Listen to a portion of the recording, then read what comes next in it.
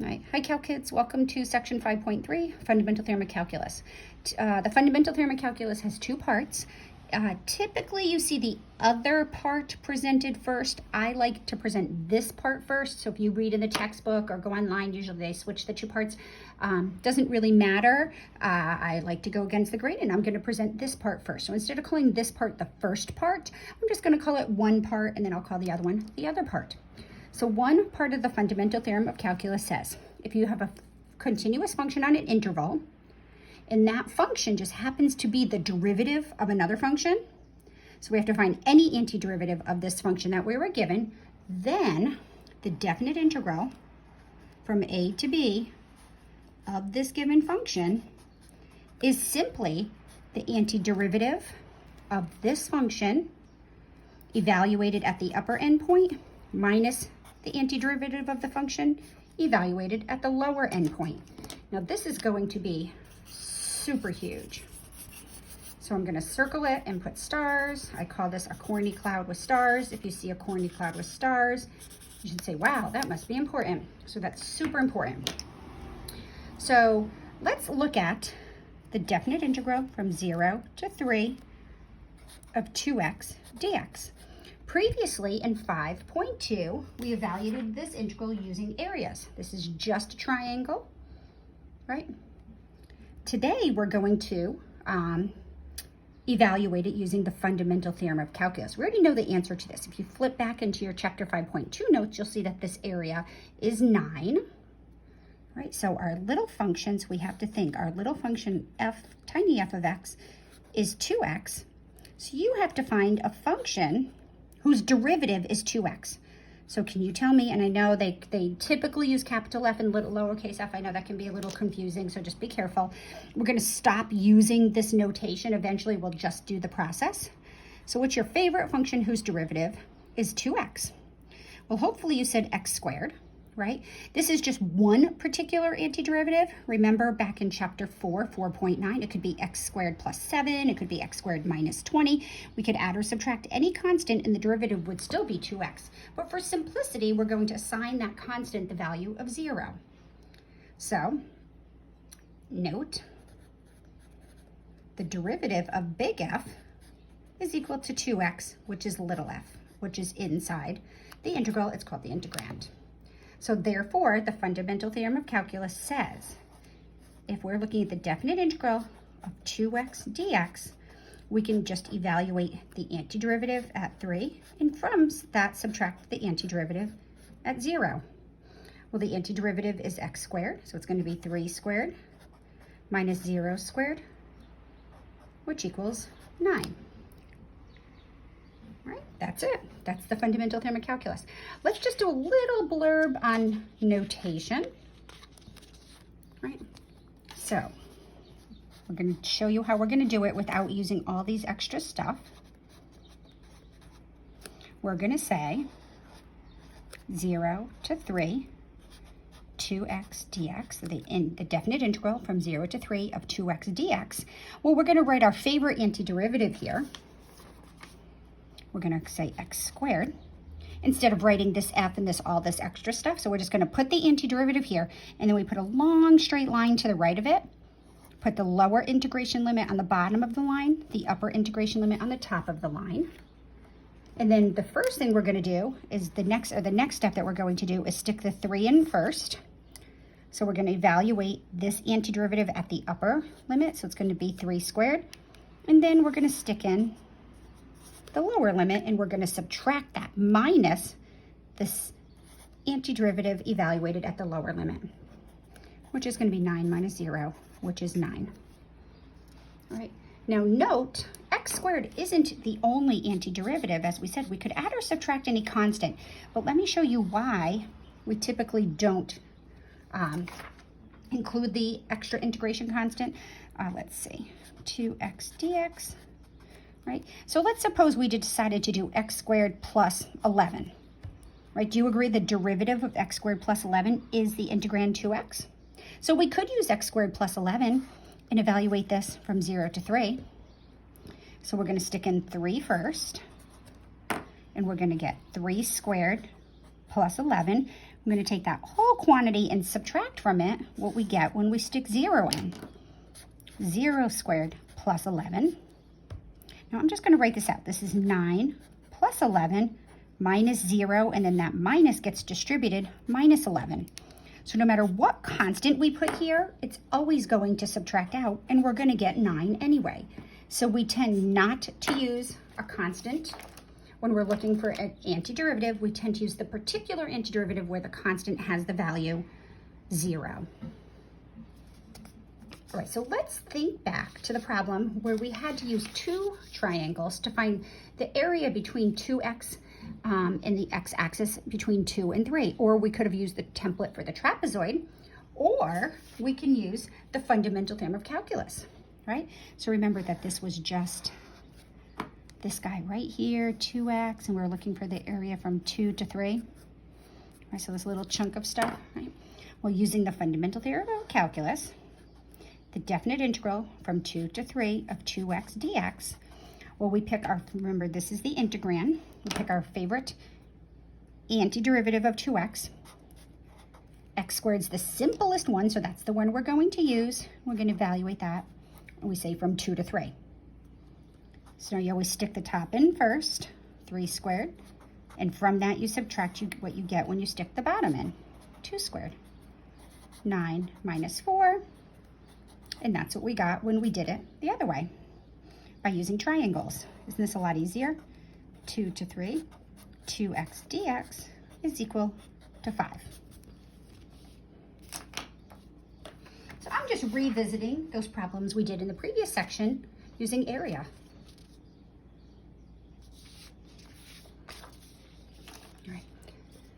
Let's evaluate the definite integral from negative 4 to 0, 1/2 x dx. All right, we have to think hard. We have to find a function whose derivative is 1/2 x. Now we could cover this. We could say what function's derivative is just x. And again, if you go back to 4.9, when we talked about antiderivatives, we saw that 1/2 x squared has derivative just x, because if we check it, and this is what's great about using antiderivatives, because if you're good at taking derivatives, you can check it. Bring the 2 out front. 2 times 1/2 gives me the 1, x to the 1. But don't forget we have this guy. So just like derivatives, that constant can just go along for the ride. So this is just this guy right here. Right? So if we cover that up, the antiderivative of x is 1/2 x squared. We put the 1/2 out front. We're going to evaluate that from negative 4 to 0. So I'm just going to simplify. This is 1/4 x squared, negative 4 to 0. Now be really careful with your algebra here. 1/4 0 squared minus 1/4 negative 4 squared. Well, 1/4 0 squared is 0. Well, let's see. I'm going to do this separately because this is where I see a lot of algebra mistakes. Negative 4 squared is 16. You square, this is the whole number, the whole value of x is being squared. So it's negative 4, that whole quantity squared. So this is just going to be negative 4. And that's what we got. Right, because we're looking at it, and it's this area over here. And it falls below the x-axis. So the area is negative, and the fundamental theorem of calculus produces that negative result. All right, ready to get wild and crazy? Remember in 5.1, where we were using rectangles in that insanely tedious process to find the area below the curve x squared between x squared and the x-axis over the interval from 1 to 5. Right, so we worked on this on a whole bunch of different ways, right? We're just looking for this area. Well, now we can use the fundamental theorem of calculus. The definite integral is going to give me that area. An antiderivative of x squared is 1/3 x cubed. We're going to evaluate that from 1 to 5. So we're going to stick the 5 in first. And then from that, we're going to stick in the 1. So we get 125 over 3 minus 1 over 3, which is 124 over 3. Now this is an exact answer. We use our calculator, we get an approximate.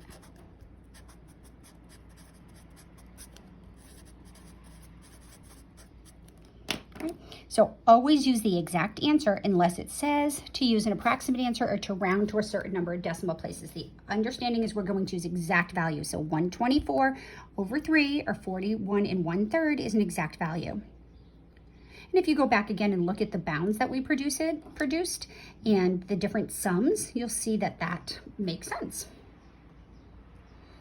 All right, let's look at this definite integral. So now one of the properties says that if our integrand is a sum, we can split it up. So I can integrate from 1 to 4, 2x.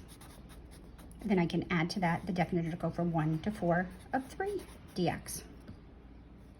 So I can treat this as two separate problems, but I'm going to tell you we typically do not do this, but we're going to do it for the sake of this problem, and then we're going to do it without breaking it up because it's a lot easier to not break it up. Right, what function's derivative is 2x? Well, x squared. We can evaluate that from 1 to 4. And then that we're going to add to that, well, the antiderivative of 3 is 3x, 1 to 4. Right, so this is going to be 4 squared minus 1 squared plus 3 times 4 minus 3. And that's going to give me 16 minus 1 plus 12 minus 3. So what is that, 24? But I'll tell you, this isn't necessary because notice by breaking it up, we created 4 little terms here. We don't have to break it up. That may be a property that's useful down the road. But note, we could have just done it straightforward. It's a lot easier to integrate 1 to 4, 2x plus 3 dx straightforward by just finding the antiderivative of 2x plus 3. Well, an antiderivative of 2x plus 3 is x squared plus 3x from 1 to 4. This is going to produce the same result. You just have to be really super careful with your signs. I'm going to stick 4 in first. I get 4 squared plus 3 times 4.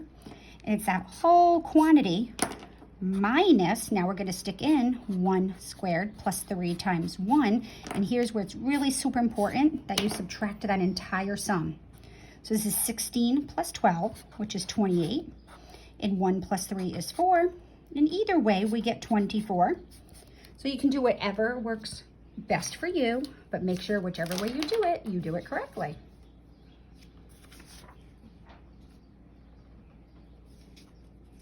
All right, ready? Let's take it up a notch. Let's find the definite integral from 0 to pi of sine x dx. 0 to pi sine x dx. Right, so here's y equals the sine of x. Here's pi. Here's 0. So what we're looking for is the area of one of these bumps produced by the sine wave. So it's exactly one bump. All right, we have to find a function whose derivative is the sine. Well, sine and cosine are derivatives and antiderivatives of each other. So I'm going to put cosine, but then I'm going to take the derivative of the cosine. What's the derivative of the cosine? Well, the derivative of the cosine is the negative sign, but we have positive sign. So in order to correct this, I'm going to throw the negative out front. The derivative of the negative cosine would be the negative sign, which would become the positive sign. So an antiderivative of the sine is the negative cosine. We're going to evaluate that from 0 to pi. Keeping in mind, when we look at the graph of sine of x between 0 and pi, the area falls completely above the x-axis, so we expect this area to be positive. If it comes out negative, that's an indication that we made an error. So negative cosine of pi minus negative cosine of 0. Cosine of pi is -1 plus, nope, yeah, that becomes plus. All right, I'll just do this. Cosine of 0 minus a minus becomes plus, and the cosine of 0 is 1, which is 1 plus 1, which is 2. So this area right here, one hill, one wave inside a sine curve is 2.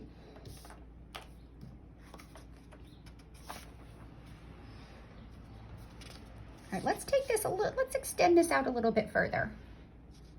Let's find the definite integral from 0 to 2 pi. Here's 0, here's 2 pi. So we're looking for this as well as this. Well, we know how the sine curve behaves. This and this are the same shape. We know that this is 2, so we expect this to be -2. I'm going to expect the answer to be 0 because that area below the x-axis is going to cancel out with that exact same area above the x-axis. But we're going to do this using the fundamental theorem of calculus. 0 to 2 pi sine x dx. Well, the simplest antiderivative is the negative cosine. I'm going to evaluate that from 0 to 2 pi. Negative cosine of 2 pi minus the negative cosine of 0. Well, the cosine of 2 pi is 1, so that's -1. Minus minus becomes plus. Cosine of 0 is 1. And as expected, the definite integral from 0 to 2 pi of sine x dx is equal to 0. All right, let's try a couple more difficult antiderivatives or integrals using the fundamental theorem of calculus. Let's look at the integral from 1 to 4 of 1 over x squared minus the square root of x. I highly suggest whenever we're integrating and we have variables in the denominator of the fraction, or we have radicals, we rewrite it as a power. So I'm going to rewrite this as 1 to 4, x to the power -2, minus x to the power, well, the square root is equivalent to the 1/2 power. Now I'm going to use the power rule. I gave you that template back in 4.9. The antiderivative of x to the -2, this works as long as your power is not -1. X to the -2, an antiderivative would be x to the -1. We add 1 to the power, and then we multiply by the reciprocal. Again, take the derivative of this, make sure you get x to the -2. Minus the antiderivative of x to the 1/2, where we add 1 to the power. 1/2 plus 1 is 3/2, and then we multiply by the reciprocal. If you take the derivative of this, you see you get x to the 1/2. And we're going to evaluate this from 1 to 4. So I'm going to clean this up a little bit. I'm going to get 1 over x. I'm going to leave this 2/3 x to the 3/2 from 1 to 4. So I'm going to do, this is going to be 1/4 minus 2/3 4 to the 3/2 minus 1 over 1 minus 2/3 1 to the 3/2, and I'm going to be really super cautious here and make sure I include my parentheses so I subtract all that. So it's going to be 1/4. All right, ready for this? Let's see, can we do this? 2/3 4 to the 3/2. So this is minus 2/3. Well, 4 to the 3/2. Well, 4 to the 1/2 is 2, so that's just going to be 8. Right, and that's all in parentheses. Minus 1 minus 2/3. Right, oops, I guess I could keep my color consistent, right? And if you combine that all, we get common denominator 12. I believe we get -71 over 12. And I'm just going to check that on my calculator to make sure. 1 divided by 4 minus 16/3 minus 1 and the 2/3. Ooh, I got 65/12 that time. So let's see, did I make a mistake? Oh, we don't want a mistake. 1 divided by 4 minus 16 divided by 3 minus 1 minus 2 divided by 3. Math and 65/12. Just -65 over 12. Well, now I'm annoyed because that's 1/4 minus 16/3 minus 1 plus 2/3. Let's get a common denominator of 12. 3/12. 16 is 64. 12 minus 12/12 plus 8/12. 3 minus 64 minus 12 plus 8. Oh, now I got 81. So I'm getting a different answer every time. I'm going to do it one more time. 1/4 minus 2/3, 4 to the 3/2 power is definitely 8 minus 1. And then it would be 2/3 to the times 1 to the 3/2, which would just be 2/3. So 1/4 minus, that would be 16/3 minus 1/3. Well, I'm getting -65/12, so I'm going to stick with this answer. All right, what did I do wrong here? Help me here. 3/12 is 1/4. If I change that to fourths, 16 times 4, definitely has 64 fourths. That's 12 twelfths, and that's 4 8/12. 3 minus 64 minus 12 plus 8. Oh, I got negative 65 that time. Okay, yep, so it is negative 65. So I had a mistake in my previous notes. So there's my answer. Final answer. All right, let's keep going. Evaluate the integral from 0 to 4, secant squared x dx. All right, well, keep that handy dandy table I gave you in 4.9 in your notes handy, because that's going to be really super awesome. You should know all those on that page. Can you give me a function whose derivative is secant squared? Hopefully you remember and recognize that as the tangent. So just a reminder, the derivative of the tangent of x is the secant squared. So therefore, the antiderivative of the secant squared of x is the tangent. Okay, so the more comfortable you are with your derivatives, the easier antiderivatives will be for you. And we can evaluate that between 0 and pi over 4. So we get the tangent of pi over 4 minus the tangent of 0. And hopefully you're comfortable with your unit circle. The tangent of pi over 4 is 1. The tangent of 0 is 0.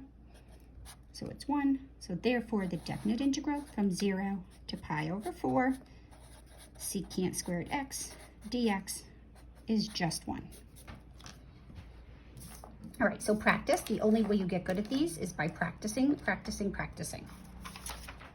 All right, let's talk a minute about the other part of the fundamental theorem of calculus. This is another one of those things where its simplicity can be complicating.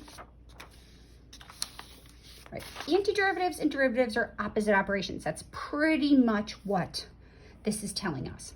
So I'm going to start with an example. Let's let g of x be the function, the antiderivative from 1 to x of 2t dt. Now be really careful because my input variable is x. Whatever I put in here goes as my upper integration limit. So for example, if I do g of 2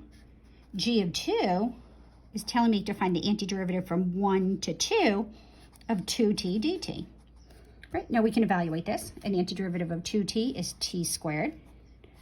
I'm evaluating that from 1 to 2. So it's going to be 2 squared minus 1 squared, so it's going to be 3. So therefore, g of 2 is equal to 3. Right? Now notice, take a minute, we can simplify g of x, so we don't have to go through this integral. Like what if I wanted to know what g of 4 was, or g of 7? Well, notice we can simplify it. If we find the integral from 1 to x of 2t dt, so I'm just going to ignore this now, an antiderivative of 2t with respect to t is t squared, and then I'm going to evaluate that from 1 to x. So I put my upper limit of integration in, I get x squared. I put my lower limit in and subtract 1 squared, so x squared minus 1. So therefore, g of x, which was handed to us this way, is also x squared minus 1. Just another way to look at the same function. And notice g of 2, if I stick 2 in here, I get 2 squared minus 1, which is 3. And that can be helpful. Now what I want you to notice, once we simplified it,